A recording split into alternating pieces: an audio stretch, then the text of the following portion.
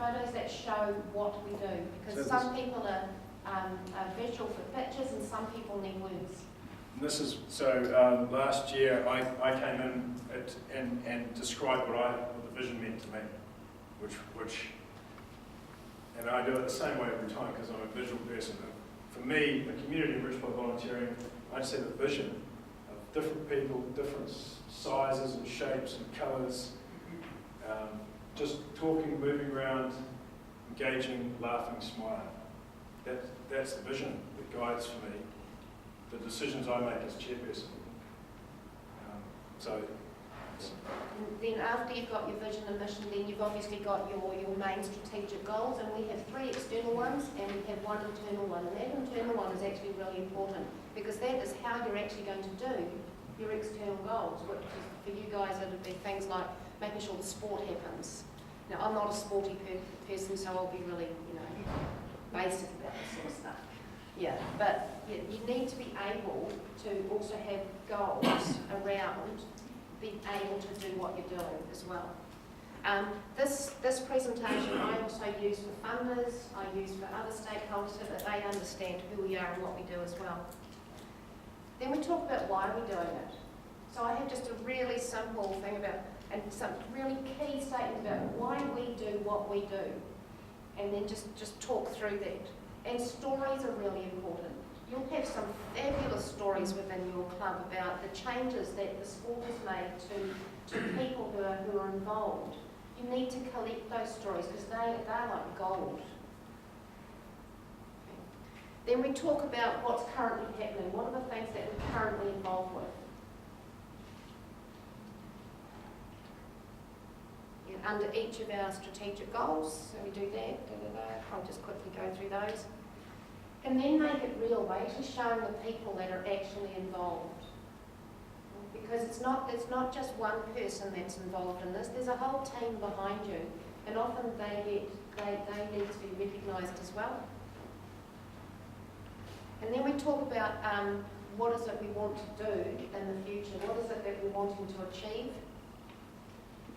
And that's in itself a really important thing to do, I believe, because you might have a membership base of, I'm sure some of you have read others and some more manageable, who might wonder what the committee does. And this is the opportunity to say to them, well, these are the things that we're aiming to do. May not necessarily achievable, but they then understand where you're heading, the work you're putting in and trying to achieve. We've done most of this, just so you know. Got to let them know sometimes. But it also talks about, you can see that it also talks about relationships, because you're not in isolation. There are other clubs that you could be doing things with, but there are also other groups out there that could be doing things with you as a club as well, and really sharing resources. Yeah.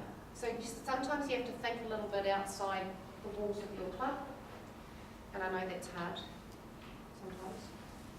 So that's just under each of the priorities. Yeah, I think that's it. Is that it? It's not moving. Page down. Oh. Not that one. Oh. That's right. I'm not an IT person. So, Sorry, is that it? no, there's a couple more, but so it all ties together. So that's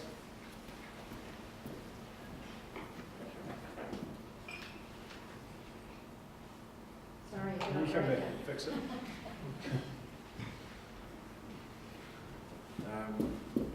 It's plugged in, so it shouldn't run out of battery.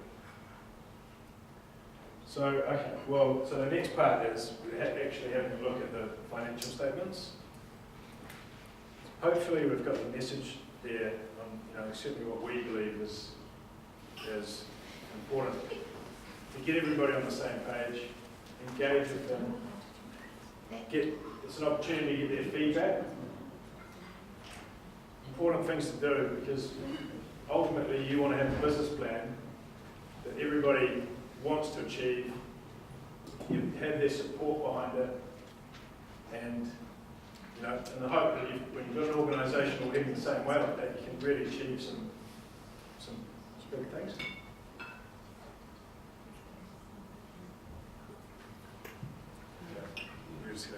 Only question carry on I have without it. is, Right. You want a whiteboard? Okay. Piece of paper, pen. Is there a what?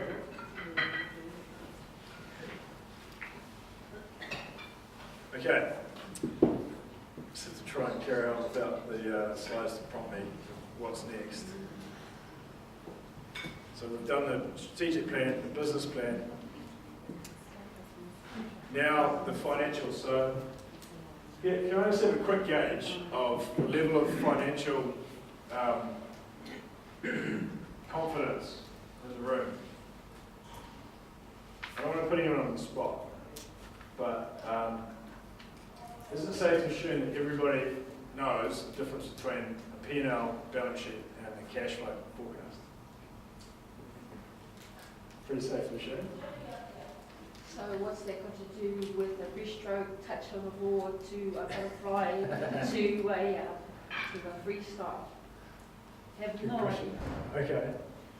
Well- Actually, it's quite funny you should say that, because coming from a voluntary sports club, right, when we got the partnering from Laura, it was like, what does this have to do with a sporting club that's been around for a long time, where all our finances are coming from just the members, and it's just a new, because this is flash, because when we deal with financials, we're actually just dealing with the things that we get, from the subs and everything like that, and you just do think outside the square, like you said, it's bloody scary. But literally, and that's the only financial planning that we've ever done was just to get from months to month, Yeah. or if in some case it's from meet to meet. Yeah. That's for us, or else it's for the from national age group to the next national age group. That's all our financial planning is. Yeah. And it comes back down to who we're going to have in the next season to do that.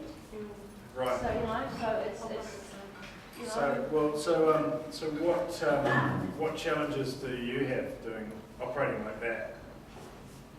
Oh, well, like you said, it's been like that forever.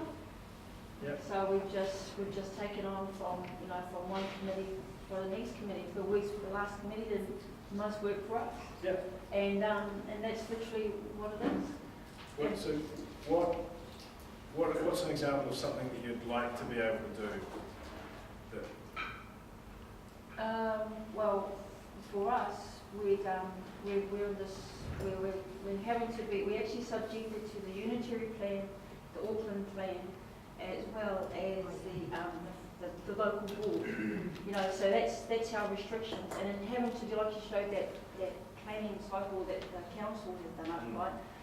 Our knowledge of all that stuff was right outside our circle of Okay. wanting to swim. But Okay. in saying that, our club is on council premises, right? So Right. we want to upgrade our club, but also at the same time, we want to try and make it better, because we're not going to be there maybe 5 years or something. Our kids are going to grow away, but how are we going to do a long-term planning Yeah. for someone else to pick up?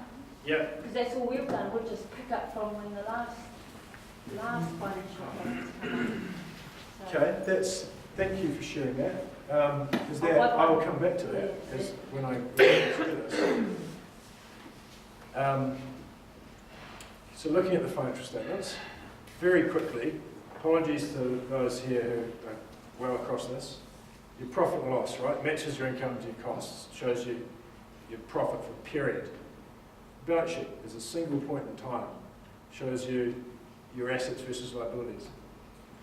Cash flow forecast is should be integrated with the other two and actually tells you what cash is coming in and out, which is different to what your profit is. And Gareth's going to touch on that shortly. So, what do you do next? You want to make a profit and loss for the next 12 months. Well, Cheryl is an expert at this. Won't touch the Coming back laptop. up here. Do not touch Please that. don't. Not touch the laptop. So, rather than read through these lines, this is you can sort of see and you recognise this is a format Revenue, less Money your, in, less your costs. money out. Thank you. So, Jill, How do I do it? how do you? How do I do it? how do you- Okay, I'm not an accountant. I didn't finish high school. I hated maths. I don't like accounts. It's my least favourite part of doing it volunteering Auckland, but I have to do it. Okay, so I have to work out how much money do I think is going to come in, how much money do I think we're going to spend, and on what. And I have to put it into this, just an Excel spreadsheet. So it's basically, this is the months of the year, so that's a 12-month thing, and each month, money coming in, because I have to do funding applications all the time. We have membership money coming in, about when is it coming in, when do we think the funds are going to come in, so that's all the top lot. So that's the funding, and then the income out. When are we likely to pay the bills? About when? That's in a real simple format. And then I'm also have to, with the money coming in, what likelihood is it going to come in? Like, for example, ASB Trust, when I do a funding application to them, up until this year, I could have said 90% chance we're going to get $20,000. Except this year they turned us down for the first time ever, totally unexpected. Oh heck, what do I do? I now have to find $20,000 somewhere else. What can I ask from some of you? What sort of variable or unpredictable fundraising streams do you have? Any example? Or is it just membership money is your only income? Look, We do extra fundraising. Do extra fundraising? Yeah. Trusts and foundations, yeah. And we have to apply for extra funding for more expensive items, such Yeah. as to maintain the grounds and Yeah. that's. So council grants, No, we're No? private grounds, pardon me, we're private, we own them. So, we have to find all our own money yeah, for same. the rates and insurances and maintenance. Yeah. Mhm. Yeah. So you're doing annual applications to, No, not necessarily, only for specific projects, but we do a lot of fundraising on, as well as the membership. do you get for each application that you do, is it what you ask for, or do you get 100% of what you ask for? We have done up till now, yes, and we were the same as you. We used to get it from the ASB, but the last time, a couple of years ago, they declined. So we're finding other avenues, the gambling. Yeah. So, yeah, so the treasurer on our board asks me against each income, what percentage likelihood do I think we're going to get it? And I base that on relationships, on how well do I think that they know us, how well if they or not if they funded us in the past, you know, that sort of thing. How well do I think that what they will fund matches what we do, and give a percentage rating, and then he then makes the budget based on that. So that's you know, it's quite funny because that to me sounds really simple, just a percentage guesstimate. But I have that very same conversation with some reasonably sized companies who start off by saying to me, "Well, we don't know. We might get it, we might not. So I can't tell you exactly what our forecast will be next year." Yeah, there's some funny conversations. So it's, you know, it's a simple thing, but you know, I sympathise. You don't know what you're going to get, but you've got to do something. But you can base it on to give yourself something to go on. The conditions that I often come across, applying for funding, they want us to prove that we share the facilities with the community. So how do you prove it? Well, if we're having other groups coming in to use the clubhouse, How are you recording that? How are you keeping a record of it? well, I can't say how, because we Because that's what they're asking for. Yes. Funders are asking for you to keep a record of what you do Well, we don't and have to any tell your regular story. ones right now, but this is what a lot of people do want to know, if you're sharing it with the community. Yeah. It is, our club is open to all the community to And does the community participate know in that? in the sport that we have, Mm. but this quite Yeah. often. That's interesting, it's dynamic because we have the same problem and we're sitting there going, we do that. But we sometimes we turned up and didn't know we had to explain that. So we've worked on stories, telling our story through stories and also through quantitative data. So we're getting feedback, this sort of thing. And the reason we can make those changes is because we know our strategic plan, our business plan, and this year, we've just redone our strategic plan. We've put more emphasis in there on the areas that funders are telling us they want to see. For us in particular, the government at the moment, we're being told they want to see direct impacts on high needs areas, which they define as being, South and West Auckland, Māori and Pacifica. yeah, they specify it south. And that's where the money's going at the moment. That's the flavour of the month. So we've adopted that in our strategic plan. Yeah. I know the ASB will not fund anything on the North Shore because North Shore needs no money. That's what we were told. The point there is, like, without getting into politics and things, is that the importance of the strategic plan talking to your financial plan. So that's one little example getting around one of the issues that you'll face is you don't know what your revenue is, percentage it, weight it. At least you've got something to make some decisions on. Because you're going to have some really tough decisions. You no doubt, the general managers I've spoken to earlier and the trustees as well, you're going to have your general manager wanting to do this, and the trustees saying, well, we've only got enough money to do this. Where do you find that common ground of where you're going to go? Does the general manager just win that conversation every time? No. Or, have you got confidence that you understand what the board want, what the vision is, what the strategic plan is? You can confidently stand up for the direction because there's engagement through these things. It's like what you said before. You've inherited a committee that's been there for about 5-6 years. You come in with the ideas, you put all this down, right? And then you go, it's okay. Because that's why I said to you those are famous last words. Because like you, anyway, sorry. Yeah, it's challenging. I came across a word, like a corporate business school word the other day. Some smart person was telling the power map. Apparently, every organisation has a power map. So you might have a GM and a trust and a treasurer and what else goes in there? Secretary, a lawyer, accountant, banker. And so you kind of think, well, there's the chairperson. You might go, there's the boss. But in reality, the politics of the organisation, you might find that the lawyer's been on the board for 30 years and has a supportive membership base, and whatever she says or he says actually goes.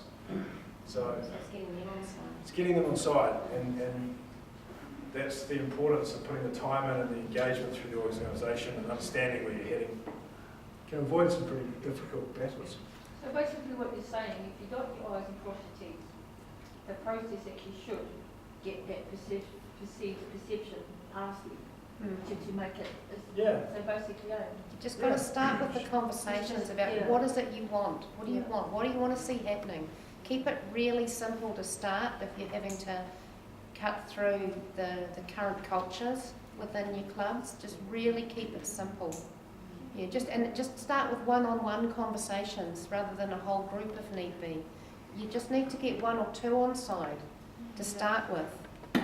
Don't think of the committee or whoever the decision makers are and as a whole. It's too scary. It's too hard. Just get one. Just find out who that power person is. The one that's probably been there the longest. Everybody goes to because they know things will get done. And just start having, take them out for a coffee and just have a chat about, what do you want to see happening with the club? Can't So beat them up now. No, you cannot beat them up. that's sort of the political side, which I'm not very good at that You've got side. to play the political game sometimes to get what the club needs. And that's the thing, it's about what does the club need?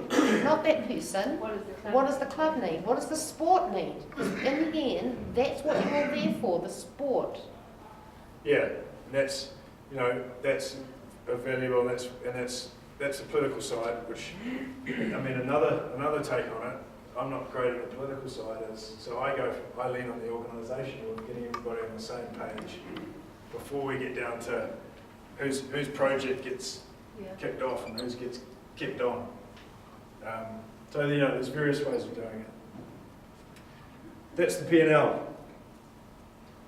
Balance sheet. So, this is where some of the longer term things come into play. Having to replace your fixed assets, wanting to do up your building. So this is an important part of figuring out what your must-dos are and what like-to-dos you can put in there. Cheryl, just give us very briefly how you put this. So this is the voluntary Auckland plan for this coming year, finishing June next year. What's this one? How did you get it together? The balance sheet or statement of financial position. Oh, that's basically what we're worth. So that's like what money's in the bank now or at any given point in time.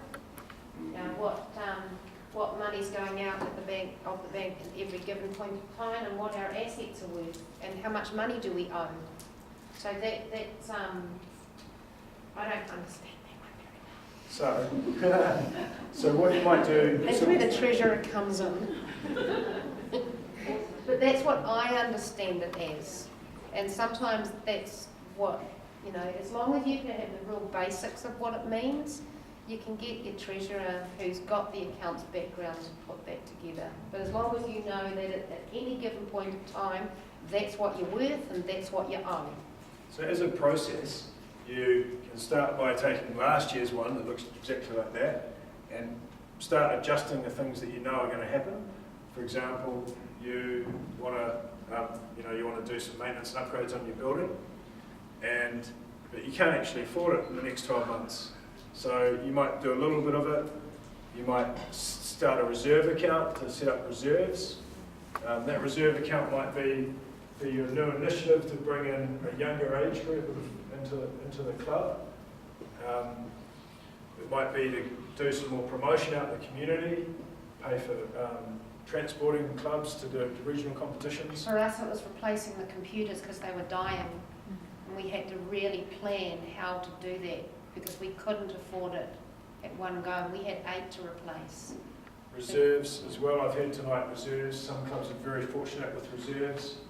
That's something that's really important for myself as the chairperson. There's reserves there for stability for paid staff. That if we are going to go without some grants some years, that we can retain people. 5 years ago, we had no reserves at all. Now we've got 4 months worth, so we could go 4 months without any, or nearly 6 months, I think. Between 4 and 6 months we've now got, but it's taken that time to build it up slowly. So there's some really important discussions to have around the balance sheet, and it's you get together and you've got your treasurer and your accountant, but getting everybody else in there to come up and pitch in with what ideas that you might not think of, that initiatives you'd like to do. This is your opportunity to start planning toward those things, the 10-year things, or the change that you can make.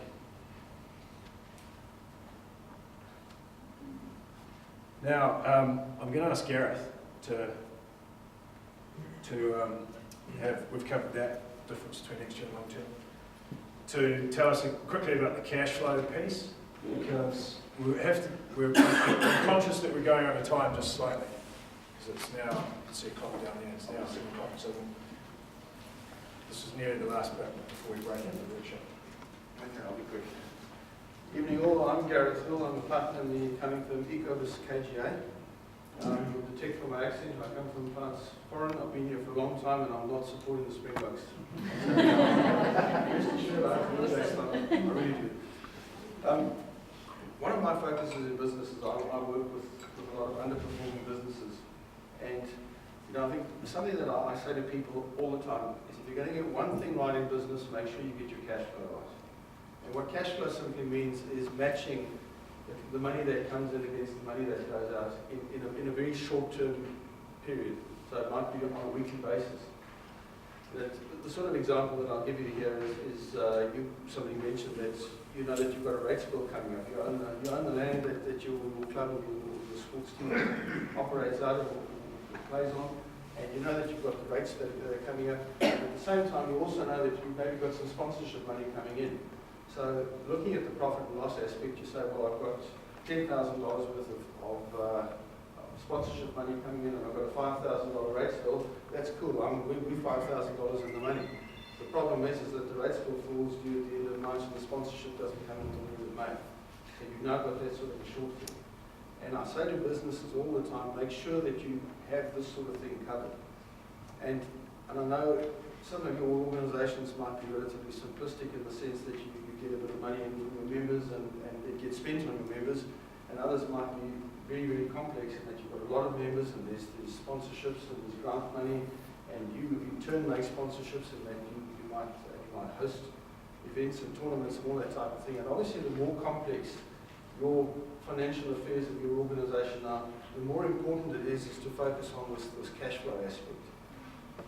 Next quote of Winston Churchill's, and I can't be shown up, so I'll sort of quote Charles Dickens. I'll paraphrase Charles Dickens, who in his book, David Copperfield, talks about his character, Mr. Micawber, who distinguishes between domestic wedded bliss and domestic pain and suffering as whether he has earned more money in the week than he's actually had to spend. And where there's a deficit, he knows that he's in a dog box, and where he's actually got a positive, or his wife is quite happy with him. And everything just goes very well. And then I always say to people, as I stress, that cash is king. And it sounds kind of weird in this cashless society to talk about this. We've got FPAS cards and bank transfers and Bitcoin and all this other sort of stuff. But it all again comes down, if I can put it as simplistically as possible, is to say it's in any given particular period, matching those revenues that you're going to get with the actual expenses.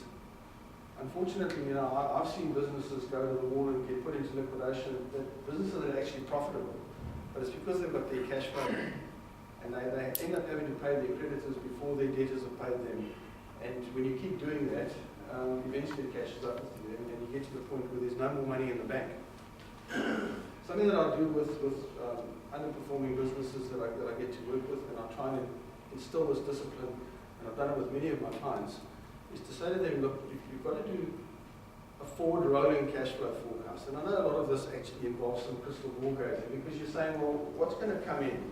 And you'll know from your own personal historical experience, yes, and you'll know from doing the sort of stuff that's been talked about this evening, is you can anticipate that at the end of March you're going to get some money in from your principal sponsor, and at the end of June you might get some more money in from your subscriptions and all that sort of thing. So you have to work all of that type of thing out. Then you've got to try and anticipate when you're going to have to make those expenses. And it's quite illuminating for a lot of the businesses that I work with, that when I get them into this discipline, I get them to try and do a 12-week rolling cash flow forecast. And so they break it down into weeks going forward. And as the week finishes, they add another week at the other end of it. And it's quite illuminating, because I get them to do it in colour on an Excel spreadsheet, because then the first thing I do is I look along the bottom line and I see some red. And I say, you've got a problem coming up in week number 7. What are you going to do about it? And I guess, at that point, in business, you might have to go and talk to the bank manager. You might have to go and get your shareholders to tip some more money in. You might have to go and ask friends, fools, and family to put some more money in to cover that hole. In your organisations, and as I say, the more complex they are, probably the more important it actually is for you to manage this important balance of making sure that what's coming in is bigger than what's going out, or at the very least matching it. And where you do have this projection where you're thinking, well, I've got the rates bill to pay, and in that particular week, I'm now going to have a shortfall. At least if you've done it in advance, it gives you the opportunity